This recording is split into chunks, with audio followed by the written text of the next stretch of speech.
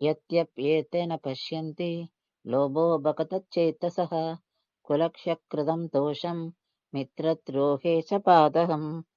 இந்த ஸ்லோகத்துல அர்ஜுனன் கண்ணபிரானிடம் தான் இந்த போரை எப்படி பார்க்கிறேன் என்றத சொல்றான்.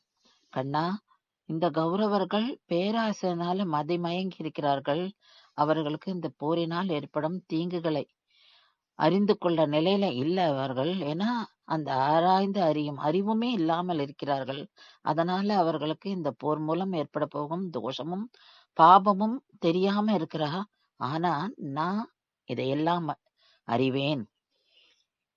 இது மூலம் வரப்போற தோஷத்தையும் பாபத்தையும் நான் அறிவேன். ஒரு குலத்தையே அழிக்க போற அந்த செயல், அதனால வரும் அந்த தோஷத்தை நான் இந்த போரில் பார்க்கிறேன். நண்பனையே கொன்று நண்பனுக்கே துரோகம் செய்யும் அந்த செயலையும் இந்த போரில் நான் பார்க்கிறேன்.